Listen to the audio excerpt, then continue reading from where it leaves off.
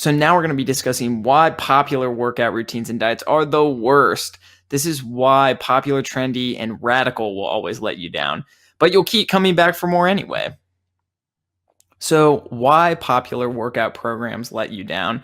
This is something that's really interesting to discuss because you always see all these incredible testimonial videos and pictures of all these clients and people who have gone through a lot of these programs. But there's an untold truth and rest of the story that they aren't giving you. And here's what you got to know. Most popular workout programs are really intense, rigid, and frankly aren't that enjoyable in the long term. So you might be really into them at first, but will eventually burn out. Many of them are so intense that they just aren't sustainable to keep up for more than 4 to 12 weeks at max. And 12 weeks, I would say, is absolute max, which is why people and companies make things like 21-day detoxes, 14-day cleanses, 6 to 12 week boot camps, and 30-day transformation challenges. And they can go shorter than that. They can go longer than that. I've seen things as short as a week, but usually the max you will see is about 12 weeks for any kind of cleanse, boot camp, workout, detox, or transformation process. So here's what I've seen from popular workout programs and how it's affected people up close in person in my life. So getting involved with popular and flashy fitness programs, detoxes, challenges, and boot camps is a super vicious cycle. From what I've seen, more than 95% of the time with my clients, students, and friends, they get caught up in the hype of them and get temporarily supercharged with motivation. Like I said, temporarily supercharged. They go full force, just about 110, 115% into it for 6 to 7 days per week. So start going really hard on these programs. And I've known some people to work out 6 to 10 plus hours per week, including resistance training and cardio. And they usually burn themselves out in the first 4 to 8 weeks of a new program. And then they end up falling off the wagon and ending up right back where they started. After they give up, they usually pack back on all of the weight and fat they lost, plus an additional 10 pounds. And that's on average, keep in mind, over the next 2 to 6 months following after they've dropped off from whatever program they participated in. So this might sound a little familiar to you. Maybe you've been through this process before, and you can probably guess what happens after that. So what happens next is what we know as the yo-yo effect. You will inevitably hit a low point with your body image and self-esteem. Again, you'll hit rock bottom and you'll want to make a change. And that's when your clothes will start to snug up and you'll be terrified to step on the scale. And I've had so many clients say to me that they've gained so much weight over an extended or brief period of time that they're terrified to step on the scale and see what their weight is. To counter that low point, you'll start exercising a ton, like we just mentioned earlier, or throw yourself into a radical fitness plan or diet, cut your portions in half sometimes, and you may or may not lose a ton of weight and body fat quickly. It just depends on how your metabolism takes the blow and how your body handles all the exercise. But regardless of your results, you will burn yourself out and give up.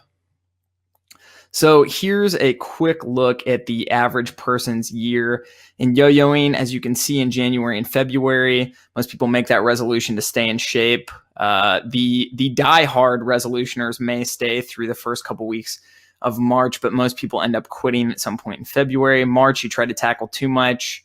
Like I said, you'll burn out and give up on your goals. Most people will give up then if they haven't already given up in February. Then you kind of get scared right before summer that you're going to be seen in your bathing suit, tank top, clothes that you were fitting well into last year that you aren't fitting well into now. So you get back into it and then get completely derailed again in summer, whether you're on vacation. Some people might be working a ton during the summer. Your kids might be out of school. You'll be on vacation. You've got a lot of events going on, etc. And then September and October come up, so you kind of get back in the swing of your schedule. If you've got children, they're back in school, you're back into the swing of things at work going into the fall.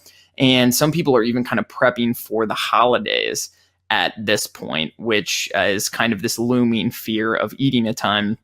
And then we're all familiar with November through January, where you just relinquish the holidays. You might scrape together a couple of workouts that you can do, and you basically eat your brains out and gain a ton of weight. So you can see the vicious cycle here in full force. So what I usually say here is that you go completely back to square one, or you might even move back 2 spaces. And like I said, This cycle probably looks familiar to you because most of us have been through this before. By January 1st, you can consider yourself lucky if you weigh the same as if you did, or the same as you did a year ago. Most of you will net gain +5 to +25 pounds of additional fat from the year prior. And that's just average what I see to my clients on an annual basis, that you are lucky if you end up back at the same weight you were the year before. You usually gain weight overall. Every 12 months for you is a constant uphill battle. Trying to commit to too many radical healthy habits, you just fall victim to your old ones eventually and slide further back down the hill from where you started. So here's the typical excuses that I hear on an annual basis from my clients. I've been training for a while now, and I've heard every excuse in the book for why people fall off track with working out and eating right. And as you can see here from some of the most commonly listed ones, most all of them are time related. And I totally get this. Our time is the most valuable currency we have. Once you spend it, you can't get it back. It's not like money or anything else.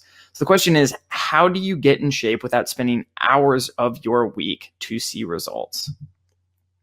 And here's the excuse buster right here in this program. And the answer is, you don't need to spend a ton of hours in the gym or even learn how to cook to get there. All it takes is included 100% in this program. And this is about all you need. It's a basic knowledge of macronutrients, calories, and energy expenditure, which we've already covered. Awesome. A workout plan that only requires 60 to 90 minutes of total exercise time per week, which is a fraction of the amount of time that most popular diet and exercise programs require from you. You just need some comfy clothes and shoes that you can use to work out at home. No equipment or gym required, which is fabulous. You don't have to stress about going to the gym, getting a membership, or buying equipment for home. You need to identify your body type and genetic propensities, which is coming up next. And you just need to set some simple goals based on your body now, who you are, and where you want to be.